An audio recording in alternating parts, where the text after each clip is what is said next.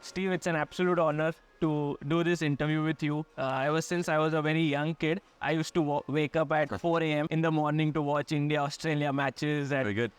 It was amazing. Thank you. I want to start off because we are at the Global Chess League. Yep. Have you ever played chess in your life? I played chess, but it was a long time ago, I must admit. As a young kid, it's a family sort of game that we used to play, but I didn't play it seriously. I always enjoyed it. But as a young kid, I probably didn't have the patience to play it. I was always wanting to get outside and play cricket or soccer or tennis and be with my mates with the freedom of playing in a park. So for me, chess was a nice game, but it wasn't a game that I played a lot because I was, as I say, I was mainly an outdoors person. But do you think, like, when you play cricket, there's a lot of mental games involved and you have to think few steps ahead, just like in chess? A lot of synergies between chess and cricket.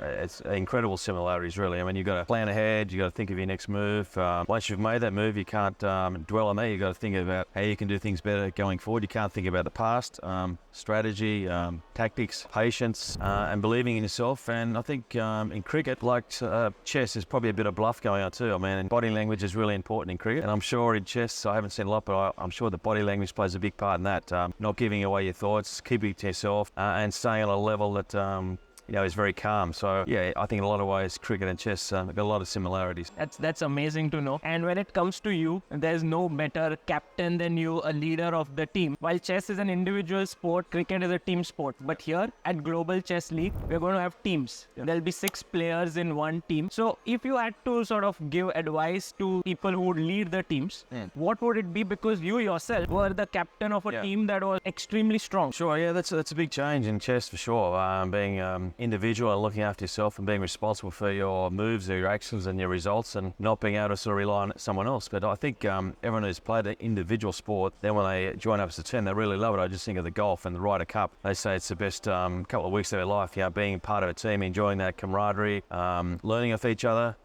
talking about the experiences of your sport. So for chess, I think as a leader, it's about embracing it, putting your own expectations to the side a little bit and worrying about your teammates and playing as a group and having focus, but really enjoying each other's company. I think that's a big part about sport is you're no longer by yourself, you're part of a group and you take care of each other. And the really good teams in cricket are the ones that protect each other, have each other's back, and sometimes put aside your own personal ambitions for the benefit of the team or the organisation. So team chess is, I'm sure everyone's going to really enjoy it. They'll embrace it and be part of something that's bigger than themselves. Because when you were leading the Australian team, almost each and every player who was on the team was world class. Let's say Ricky Ponting, Adam Gilchrist, Glenn McGrath. Was it tough to sort of manage all of these world-class players? Yeah, that's a challenge when you've got people who are ambitious and want to be number one. But that's a good thing, as long as they're galvanised and got a focus that team is first. Individual performances obviously lead to the team doing well, so you want the players to still try and score hundreds or take 5 wickets or be the best fieldsman. There's nothing wrong with that, but at the end of the day, they've got to realise that the team comes first, and if a decision has to be made that doesn't really benefit them, they've got to sometimes say, okay, it's going to benefit the team, so let's go for it. So, and you probably got to put your ego aside a little bit as well. And that'll be a big change too for individual chess players now playing as a team, that the ego's got to be put aside and you've got to, think of the team first. It's not easy. No, it can be challenging. Chess players are a little bit superstitious. When they win their games, they kind of wear the same clothes often or they have the same routine. You, when you were a player, you also used to have this red cloth with you. Yes. Could you tell us a bit about it? Was it some kind of superstition? What was it? Yeah, well, it sounds like cricket and chess players are superstitious as well. So another similarity, because cricketers are very superstitious. Often you go to a test match cricket ground and if you've played there previously, there's a seat you'll go to. So the more experienced players always go in the transfer first, sit on the seat they sat in the previous test match, and the younger players then find the spaces that are left available. And it's the same with my red rag. It was a good luck charm for me. Almost like a security blanket. It was in my pocket, it felt good, felt like it was a part of me when I played test match cricket, and without it I sort of felt a bit lost and I thought maybe something's going to go wrong. So you play mind games with yourself, but for me the red rag was it was something that was important to me. It signified success because when I used it, the first time I got 150 not out in the test match. So for me, it became a mental thing that it was a good luck charm. And I started to believe that, even though it had nothing to do with how I was going to play, it just made me feel relaxed. So I think with chess players, I'm sure it's the same thing. They might wear the same clothes or have the same routine before a match. And that's important because mentally, if you think it's doing it good, then it actually is doing it good. When I was coming here today morning, I saw the video of your final test match. And it was so emotional because firstly, you got hit on the arm, the ball, and then you came back, you fought. And how important it is to be mentally tough. And how much importance do you give to that, and how have you developed your mental toughness? I think mental toughness is really the ability not to give in to yourself. In other words, not to take shortcuts and to do the work required to be the best. But also mental toughness is acquired through adversity and things not going well, and being able to learn from that and saying next time I can do it better, or I can improve by doing things a little bit differently. So yeah, but at the end of the day, it comes from within, and really it's about pride in your own performance. I always wanted to do the best I could, and for me, if I didn't prepare well or I didn't look at my opposition and learn from it, then if I went into a match not giving 100%, then my mental toughness wasn't going to be there. So it was about pride in my own performance, learning from past mistakes, and I guess doing the hard work in the preparation. And one of the emotional moments was Sachin coming on stage and saying you are an inspiration for him. How does that feel when, great players as well give this? Look, that's always nice. I mean, Sachin could have dropped me. He could have looked after me. He caught me in my last Test innings. So he, like true professional is. But yeah, it's nice when you have the respect of people that you really rate highly. And Sachin's one of those. I had a lot of great Indian counterparts in Rahul Dravid and Saurav Ganguly, Vivesh Laxman. Those guys I played a lot against. So fantastic players. Srinath and Kumble and so many good Indian players. And before that, Kapil Dev and Sunil Gavaskar. So I went back quite a way. So it's nice to have the respect of those great players because they've been through the same sort of things. Longevity is very hard to achieve in sport. So if you've done 20 years like Sachin and 18 like myself, we had to be doing something right. Absolutely. Talking about longevity, it's not only in sort of playing many matches, but also when you used to play, you would often reach a century, but never sort of end there. Yeah. You would go all the distance, like your 255, which you scored. What was the secret behind sort of wanting to play? Keep on going and not stopping? Well, I think I learned from my early years. So I had a lot of tough years when I first played Test cricket. I didn't score a century for 3.5 years till my 26th Test match. I wasn't part of a winning side for my first 18 months in the Australian team. So there was a lot of times where it was tough, and the press were always, I guess, negative about my performance, and people were sort of a bit doubtful about what was happening. So I realised that when I did well, I thought I've got to make up for those tough times and don't waste good form. If I'm getting 100, why not get 150? Why not try and get 200? I mean, there was no point throwing it away. And I think for all those really tough times, I tried to cash in when I was doing well, because I almost owed it to myself and to my family, who'd sacrificed a lot for me playing cricket for Australia, to really just keep on concentrating and get as many runs as I could. And your brother, Mark Waugh, also the twin brother, was also playing with you, one of the best players in the world. What is the dynamic like? Because in chess also, we have these siblings who have kind of grown together and become world-class players. Yeah, it's interesting. I mean, in a lot of ways, we didn't see ourselves as brothers, because when you play at the international level, you've got to have that focus and you can't be distracted by things like family ties. For me, it was just Mark was another player. He saw me the same. I think when it really hit home that we were twins and brothers was when he was no longer in the side and I walked out to play for Australia and turned around and Mark wasn't there. I thought, well, that's a bit strange. Like,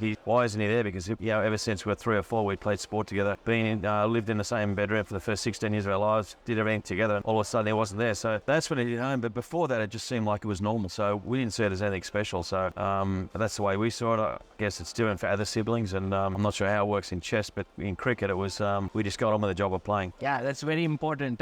We are right now in Dubai. And this event, the Global Chess League by Tech Mahindra, is a franchise-based team tournament. What are your thoughts on that? In cricket, it's become a big hit like the IPL. Yeah. What do you feel? Does it help a sport? Does it also create some kind of issues in the sport? What is your take? Well, I haven't really been involved in the IPL, but I've seen it from afar, and it's very exciting. It's gone from the first year where people weren't sure whether it was going to be a thing that was going to be long-lived and how it was going to last and whether it was going to be good for the game, to now where it's huge, it's massive, it's worldwide, it's got huge support. Franchises are worth a lot of money. The players get well paid. It's exciting. It creates opportunities for a lot of cricketers, and for a lot of cricketers to see there is a pathway to have a profession in playing cricket, which is really important. So you need to there's a lot of competition out there for different sports. So you do need a pathway to the top to attract people to play your sport. So that's why it's really important for chess that there is this IPL of chess about to happen, and it's exciting, it's global, it gives them a platform, it gives them profile and an opportunity to make a livelihood out of playing chess. And for any young kid out there who enjoys playing chess, maybe they'll decide to play chess instead of cricket in India. I think it's going to be a great thing for chess to really raise the profile. That's amazing. Yeah, if that happens, it would be great. We have cricket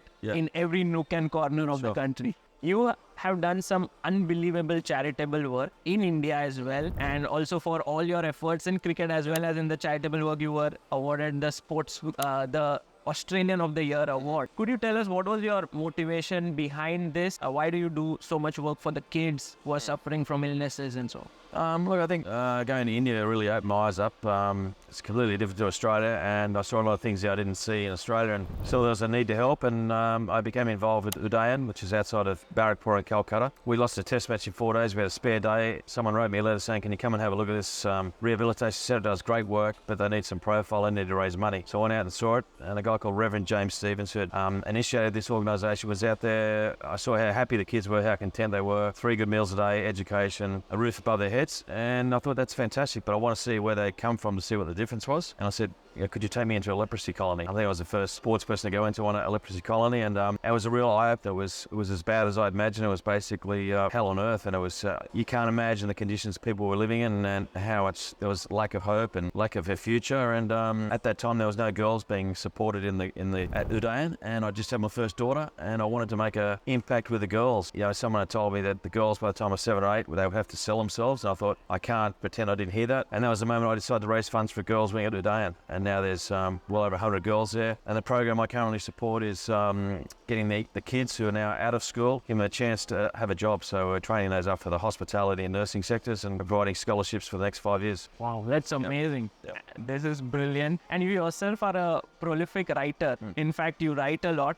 You've written so many books. Yep. Could you tell how that skill developed? And are you writing something right now? I've written and done some photography. I've done 14 books now. My last one was called The Spirit of Cricket India. So I was in India 2.5 years ago now. Toured around for 20 days, took 20,000 photographs, trying to capture the spirit of cricket through my camera lens, because I've always been fascinated by where cricket's played in India. So I love doing that. We played cricket with the monks up in Dharamshala. We played cricket in the Dharavi slum. We played with the physically challenged cricketers, with the blind cricketers. We visited a 3-year-old boy, an Instagram star. So I took all these amazing photos of what, to me, Spirit of Cricket is in India. Produced a coffee table book, and also we did a documentary behind that, which is now called Capturing Cricket, which is on Netflix. So that was an amazing project. Really loved that. And I'm now doing the same sort of project in Australia, capturing the spirit of cricket in Australia through my camera lens. So I guess it goes to show that a hobby can turn into a passion, and then it can turn into something more than that. And I was surprised with the quality of photographs I took. One photograph in the Ocean Desert in Rajasthan won the Wisdom Photo of the Year, so that's a global award. So I was really proud of that. So it was good fun. In chess, we've always considered it more than a sport. We think it's a social tool as well. Anyone can play chess, be it if someone is physically challenged, if visually impaired. Do you also look at cricket in a similar light right now? Like, it can be used to connect people? Well, sport connects people all around the world. I mean, it's countries play against each other that don't do trade or don't talk otherwise. So it is a circuit breaker. But I think that is the great thing about chess, that it's open to anyone who can play the game. I know my charity in Australia, called the Steve Waugh Foundation, we look after children who suffer from rare diseases, and often they have very few sports to play. One of those is bocce, which is a sport they can play, and chess obviously is another sport that people who are physically challenged or can play. So I think that's a great thing, that chess is open to everyone as a sport, and mentally it's very stimulating, challenging, and you've got to strategize a lot. And I think for people who haven't got access to a lot of other sports, chess is a real option, and it's viable and it's realistic. Brilliant.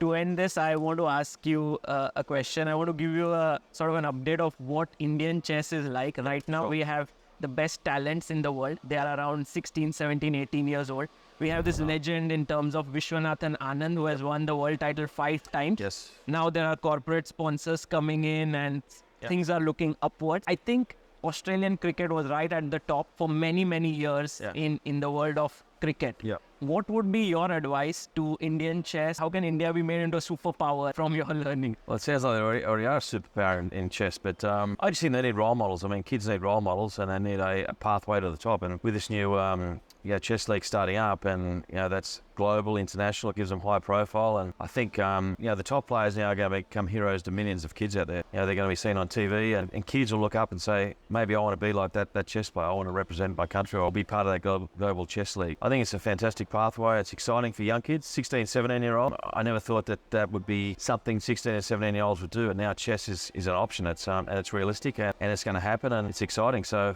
why not take it up? Thank you, Steve, for your time, and it was a pleasure talking to you. Thank you.